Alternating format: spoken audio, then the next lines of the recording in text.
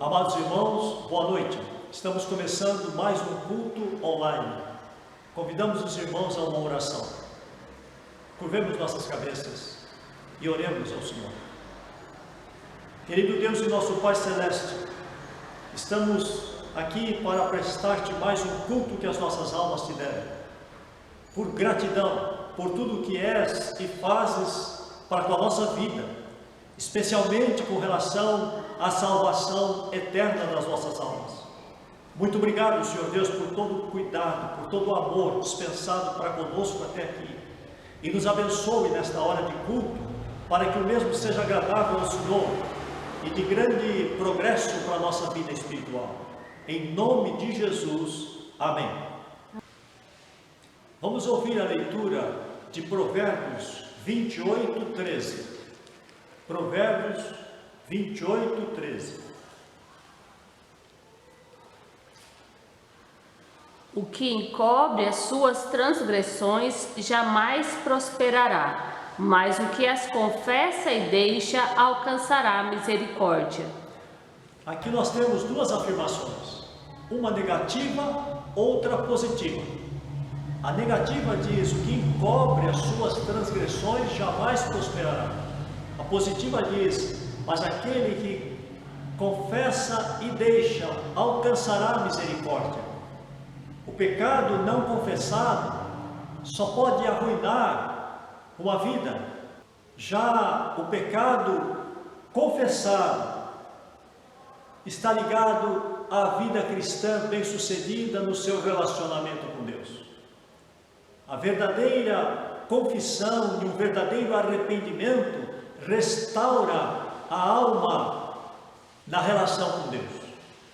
Vamos orar nesse instante, silenciosamente, por alguns instantes, confessando a Deus os nossos pecados.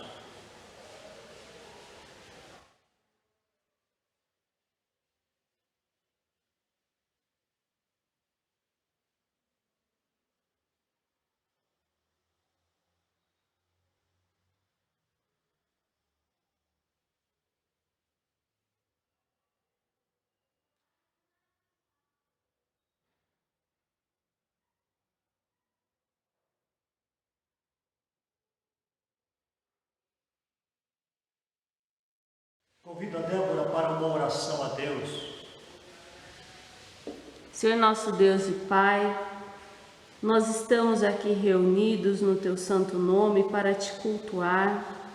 E neste momento, Senhor, queremos entregar em Tuas mãos os nossos corações, com os nossos desejos, com as nossas atitudes, com o nosso falar, Pai. E que muitas vezes nós o entristecemos com os nossos pecados. Pedimos, Senhor, que o Senhor esteja nos perdoando, que o Senhor esteja restaurando a nossa comunhão, e que nesta comunhão, nesta alegria, Pai, estejamos cultuando a Ti, e que este culto seja aceito ao Senhor, Pai, que os nossos louvores sejam ouvidos por Ti, e as nossas orações sejam como de aroma agradável ao Senhor. Seja limpando os nossos corações, ó Pai, limpando as nossas mentes, para que sejamos sempre, Senhor, buscando essa santificação para a honra e glória do Teu santo nome. Isso nós oramos em nome de Jesus. Amém. Amém. Leiamos Salmo de número 117. Ouçamos a leitura desse texto. Salmo 117. Todos os povos devem louvar ao Senhor. Louvai ao Senhor, vós todos os gentios, louvai-o todos os povos, porque muito grande é a sua misericórdia para conosco, e a fidelidade do Senhor subsiste para sempre. Aleluia. Aqui nós temos um convite do salmista para que todos os gentios louvem ao Senhor. Todos os gentios compunham todas as nações com relação a Israel, porque Cristo seria bênção para o mundo todo. O salmista já naquela época convidava todos os gentios a louvarem ao Senhor. Vamos louvá-lo com o cântico do hino 14. E logo após teremos mais 2 músicas em louvor a Deus.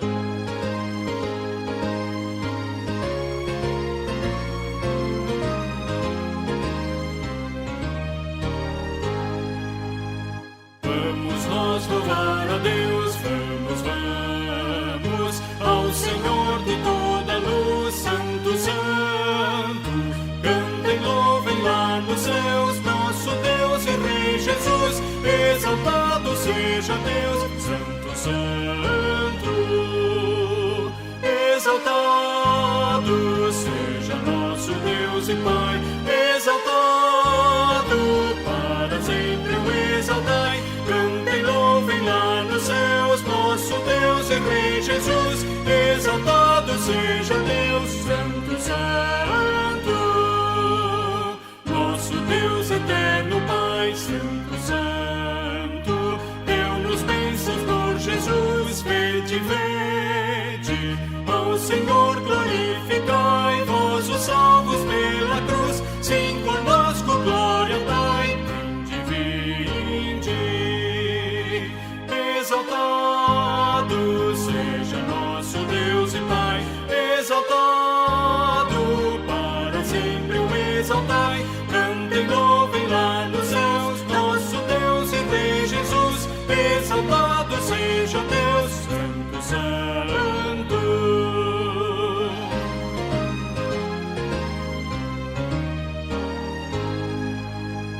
Exaltemos nosso Deus, Santo, Santo.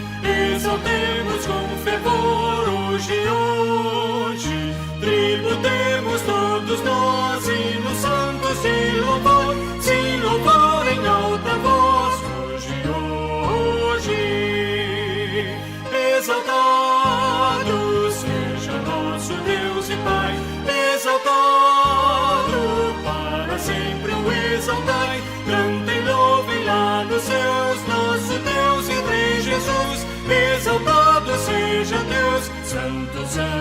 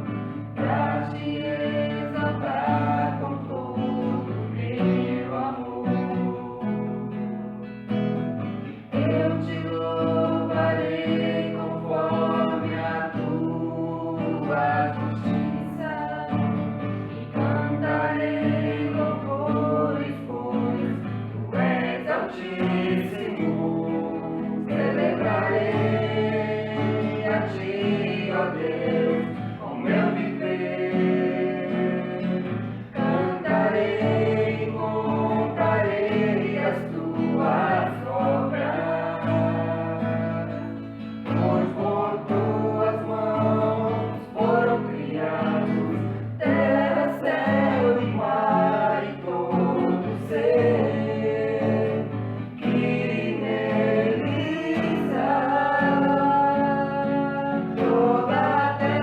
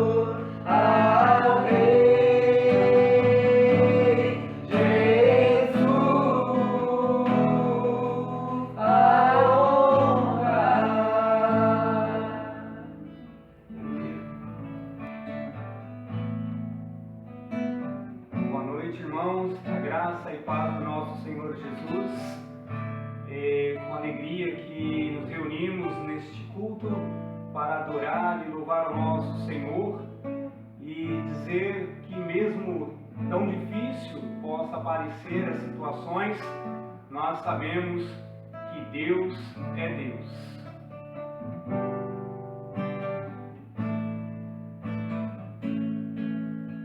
Minha fé não está firmada nas coisas que podes fazer.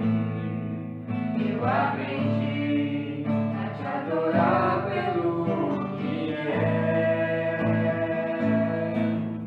Ele veio sem o amém, somente dele, mais ninguém. A Deus seja o louvor. Se Deus fizer, Ele é Deus. Se não fizer, Ele é Deus. Se a porta abrir, Ele é Deus. Mas se fechar, continua sendo Deus. Se a doença vier, Ele é Deus. Se curar eu for, Ele é Deus. Se tudo der certo, Ele é Deus. Mas se não der, continua sendo Deus. Minha fé não está firmada nas coisas que podes fazer. Eu aprendi a te adorar pelo que és. Ele veio sim o amém, somente dele, mais ninguém. A Deus seja o louvor. Se Deus quiser, Ele é Deus. Se não quiser, Ele é Deus. Se a porta abrir, Ele é Deus. Mas se fechar, continua sendo Deus. Se a doença vier, Ele é Deus. Se curar eu for, Ele é Deus. Se tudo der certo, Ele é Deus. Mas se não der, continua sendo Deus. Não adoro pelo que Ele faz, eu adoro pelo que Ele é. Haja o que houver, sempre será Deus. Não adoro pelo que Ele faz, eu adoro pelo que Ele é. Haja o que houver, sempre será Deus. Se Deus fizer, Ele é Deus. Se não fizer, Ele é Deus. Se a porta abrir, Ele é Deus. Mas se fechar, continua sendo Deus. Se a doença vier, Ele é Deus. Se curar eu for, Ele é Deus. Se tudo der certo, Ele é Deus. Mas se não der, continua sendo Deus. Deus é Deus. Deus é Deus. Deus é Deus. Deus sempre será Deus. Amém. Amém. O nosso tema de hoje é por que a Bíblia é a palavra de Deus. E para base desse tema, nós temos o que Pedro escreveu na sua segunda carta, capítulo 1, versos 20 e 21. Vamos ouvir a leitura desse texto. Sabendo primeiramente isto, que nenhuma profecia da Escritura provém de particular elucidação, porque nunca jamais qualquer profecia foi dada por vontade humana. Entretanto, homens santos falaram da parte de Deus, movidos pelo Espírito Santo. A Bíblia é a palavra de Deus. Alguém pode objetar, mas como?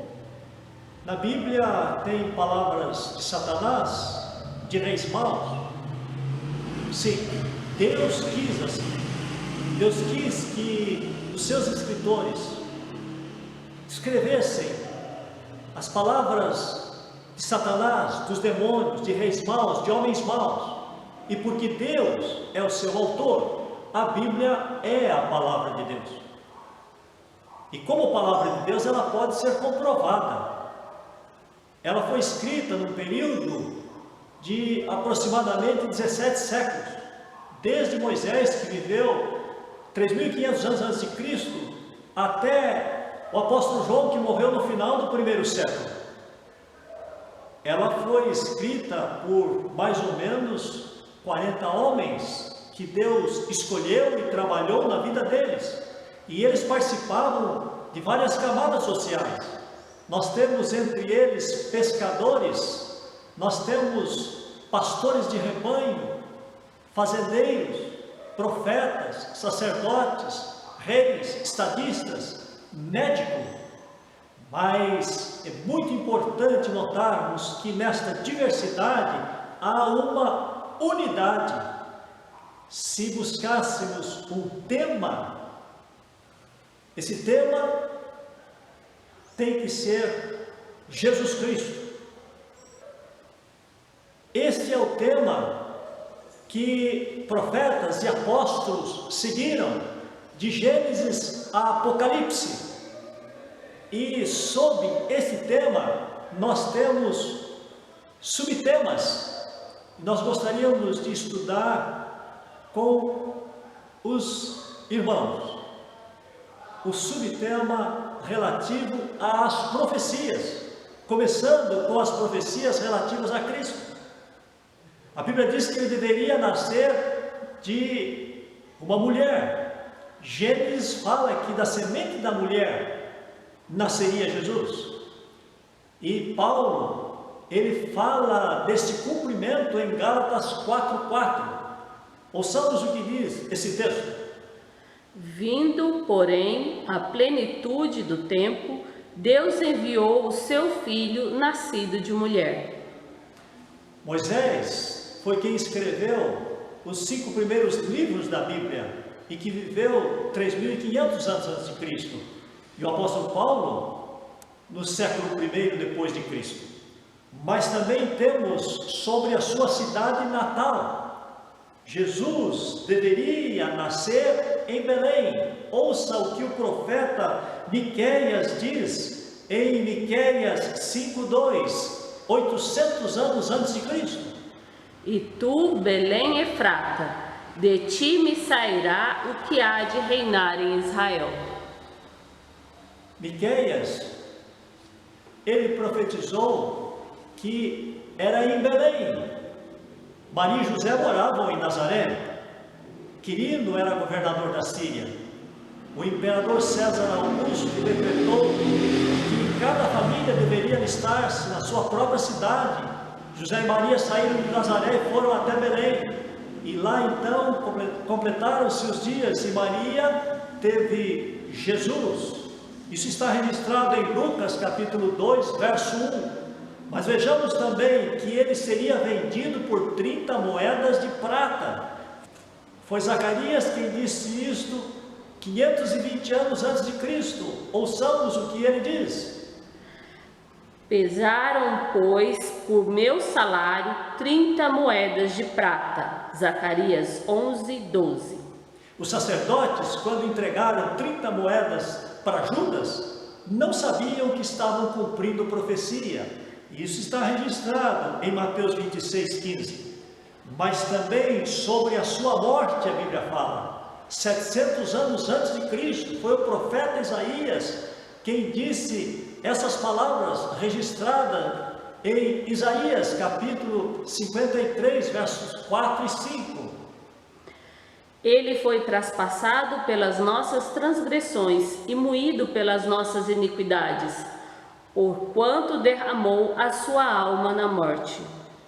Não sabemos como que os judeus leem esse texto. Esse texto faz parte da Bíblia deles, que para nós é o Antigo Testamento. Paulo, escrevendo aos Romanos, diz que os judeus, eles têm importância, sobretudo, pelo fato de serem guardiões das Sagradas Escrituras. Isto é para que o mundo não duvide de que a Bíblia é a palavra de Deus. Os guardiões da lei de Deus, os guardiões da palavra de Deus, de todo o Antigo Testamento, são os judeus. E o Cristo que é anunciado em todo o Antigo Testamento foi morto pelos judeus. Pedro, quando pregou aos judeus no seu primeiro sermão após o Pentecoste, ele diz: nós pregamos o Cristo que vós crucificaste, mas Deus o fez Senhor. Vejamos também a profecia relativa à sua ressurreição. Foi Davi quem deu esta profecia 1000 anos antes de Cristo. Vejamos o que diz Davi no Salmo 16, verso 10. Pois não deixarás a minha alma na morte, nem permitirás que o teu santo veja a corrupção. Quando as mulheres foram ao túmulo levando os aromas para embalsamarem o corpo de Jesus na manhã do domingo, e se nós observarmos desde que Jesus foi enterrado até a ressurreição, na madrugada de domingo, dá pouco mais de 37 horas, os anjos disseram às mulheres: ele não está mais aqui. Lembrai-vos como vos preveniu, estando ainda na Galileia. Lucas 24, 6. E Davi disse que o seu corpo não experimentaria corrupção, não apodreceria. E isto aconteceu. Vejamos também com relação à sua ascensão ao céu.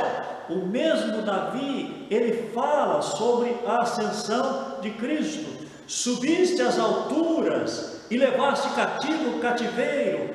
Salmo 68, verso 18. Em Atos, capítulo 1, de 1 a 6, quando Jesus dava as suas últimas instruções aos discípulos, começou sendo elevado às alturas, até que uma nuvem encobriu dos olhos dos discípulos Jesus. Eles, entristecidos, foram consolados por anjos que apareceram e disseram: varões galileus, por que estáis olhando para as alturas? Este Jesus que foi assunto ao céu, dentre vós, voltará do mesmo modo que o viste subir. Mas vejamos também sobre as profecias que estariam se cumprindo depois de Cristo. Vimos as relativas a Cristo, mas profecias que estão se cumprindo depois de Cristo. Vejamos com respeito a Israel. Comecemos com a destruição do templo. Quando os judeus estavam diante do majestoso templo, orgulho deles, mostrando para Jesus, Jesus disse: vede tudo isso? Não ficarás aqui pedra sobre pedra que não seja derribada. Lucas 21, 5 e 6. O imperador Tito Vespasiano, quando entrou em Jerusalém no ano 70, poucos anos depois da morte de Cristo, no ano 70 da nossa era, ele quis arrasar com a cidade, começou a destruição, queria preservar o templo pela sua magnitude, mas não conseguindo. Diz o historiador Flávio José, que ele revirou até as pedras do alicerce à procura de preciosidades, não sabendo que estava cumprindo literalmente a profecia. Vejamos também a profecia de que os judeus seriam espalhados por todo o mundo. Nós temos Jeremias 29, 14 e Ezequiel 37, 21, falando dessas profecias. Que povo há no mundo que tenha deixado a sua nação e vivido pelo menos 400 anos sem pátria e tenha conservado sua língua, tradição, costumes, religião nesse tempo? Israel viveu quase 2000 anos sem pátria, conservando tudo isto. Sabemos que as profecias de Jeremias e Ezequiel tinham um cumprimento para sua época com relação ao cativeiro babilônico, mas pode ser aplicado também a este tempo que Israel ficou em quase 2000 anos sem pátria. E a profecia diz que o deserto floresceria, que nação nasceria de um dia para o outro. Isso consta na profecia. Nós sabemos que em 1949, decretado pela ONU, Israel ganhou terra na Palestina para formar o seu país. Pouco mais de 50 anos, Israel é país de primeiro mundo. Nós vemos a tecnologia de Israel, agrícola, é a melhor do mundo, pode-se dizer. Uma nação que nasceu de um dia para o outro, cumprimento da profecia, também a profecia relativa a todo mundo. Quanto à multiplicação das ciências, foi Daniel quem disse, 520 anos antes de Cristo. Ouçamos o que disse Daniel. O saber se multiplicará. Daniel 12 fala sobre esta profecia. Daniel quis entender o significado dela. Deus disse para Daniel que isso estava reservado para o tempo do fim. O que Daniel não entendeu lá, nós entendemos hoje. Que multiplicação houve até o século XVIII? Do século XIX para cá, é estrondosa a multiplicação. Basta dizer que o homem da atração animal passou a viajar em jatos e foguetes. Seria isto mera coincidência? Com relação à intensificação dos flagelos, foi Jesus quem disse isso em Mateus 24 e também registrado em Lucas 21. Eles seriam aumentados como sinais de que a sua palavra é verdadeira, digna de toda aceitação. E nós vemos nessa intensificação dos flagelos as guerras. Vale dizer que só no século XX aconteceram as duas grandes guerras mundiais que dizimaram o mundo. E de lá para cá, quantas guerras têm acontecido? E sobre as pestes, nós temos a gripe do frango, da vaca louca, o ebola, AIDS, chikungunya, H1N1, entre outras. E agora nós temos o Covid-19. E não sabemos quantas ainda virão antes da vinda de Cristo. Mas tudo isto era profecia em uma intensificação dos últimos tempos para servir de sinal da veracidade da palavra de Deus. Mas também sobre a fome. Nós sabemos que 1/4 da população do mundo sofre fome e desnutrição. Falta de alimento não é. Os países têm intercâmbio comercial, o que falta de um país é importado de outro. O que falta é amor. Vejamos o que diz a Bíblia nesse sentido. Por se multiplicar o pecado, o amor se esfriará de quase todos. Mateus 24, 12. Por se multiplicar o pecado, o amor se esfriará de quase todos. Como é que as famílias viviam há 50 anos atrás? Era um prazer, era uma expectativa, quando a gente sabia que íamos ter um novo vizinho. Hoje, o vizinho chega e passa-se um ano, às vezes, sem contato nenhum. Quando muito, bom dia, boa tarde.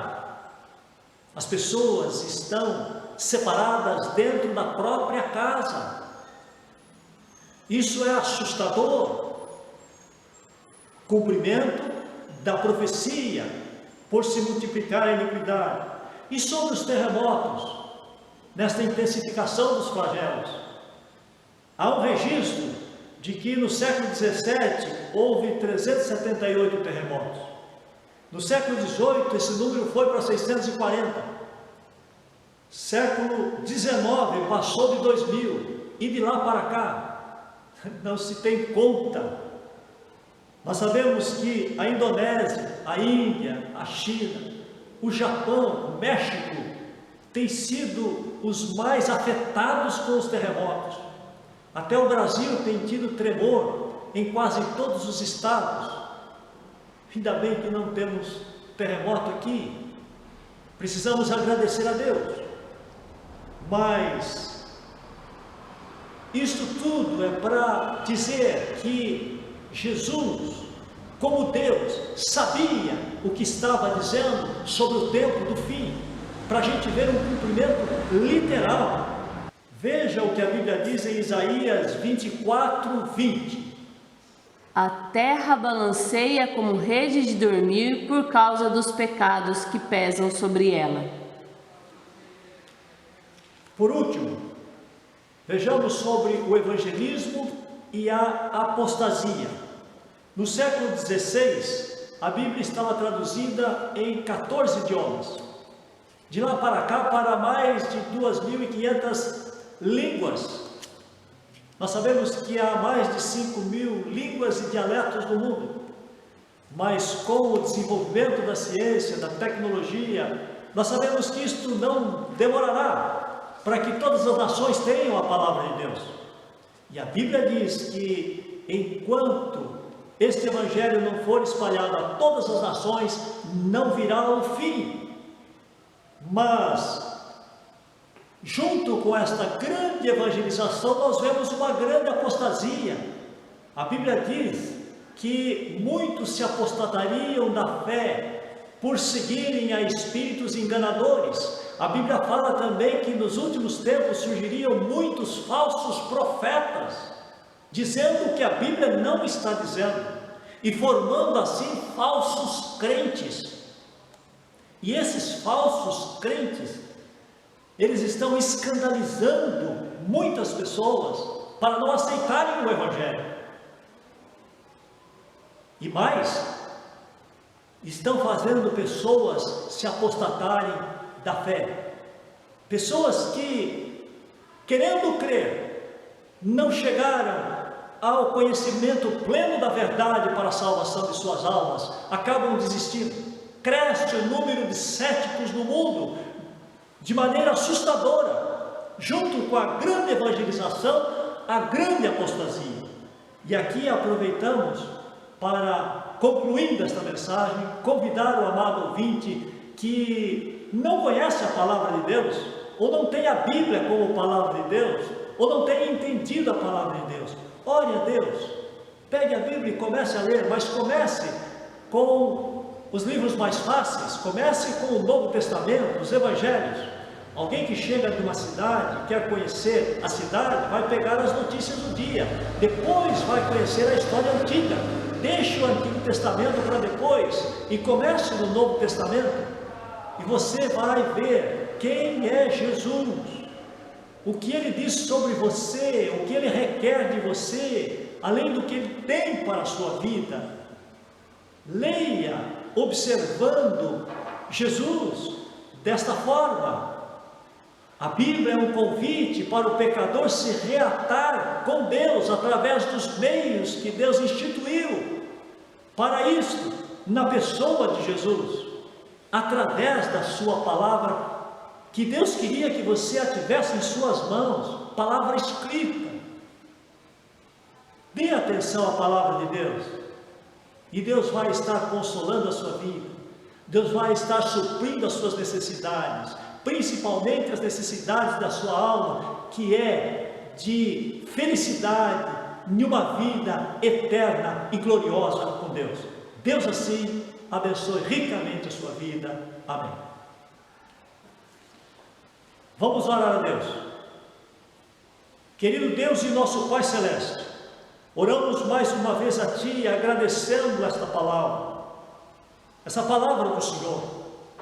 O Senhor não quis que a Tua palavra fosse transmitida oralmente, para que ela não fosse, ó Deus, diluída com o passar do tempo, mas que ela permanecesse até a vinda do Senhor no dia do juízo.